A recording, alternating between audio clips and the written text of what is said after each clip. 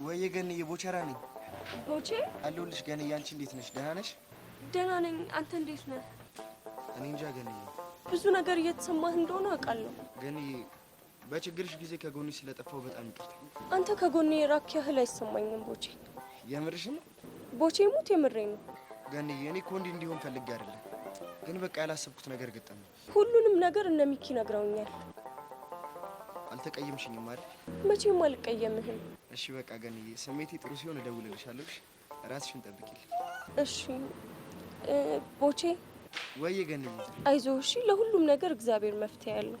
እሺ ገንዬ፣ በጣም አመሰግናለሁ። እደውልልሻለሁ። እሺ ቻው። እንዴት ነህ? ደስ አለሻል? ቅልል አለልሻል? ሸክምሽ ሁሉ ውርድ አለ። የሆነ ቅልል የሚል ነገር አለ፣ ግን በጣም ከፍቷታል። ከፍቷታል ይላል እንዴ? እንኳን እሷ ነው እኔም ከፍቶኛል። ምንድን ነው የምትቀባጠረው? ሲያስጠላ እና ጉጥግር። ምን ብራዘር ትፈልጊኛለሽ? አዎ እፈልጋለሁ። ትፈልጊኛለሽ ወይ? እፈልጋለሁ። ትፈልገኛለህ? ሳጋ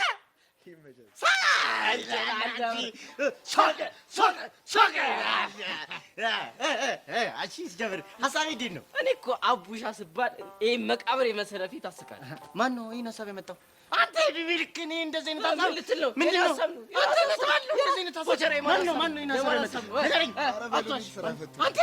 አንተ ቢቢልክ እንዳሻለ ሳቃ ግን ግን ቀልድ ነበር። አንተ እበር ግን ሁሌ አትዋሽ፣ ሲያስጠላ። ጀበና ራስ እኔ አዎ አንተ አመጃም እኔን አመጃም አንተ ስብር ነበር እንደዚህ በጣም ስብር የምትለው ለጌትሽ ነው። አንተ አረ እየጠራህ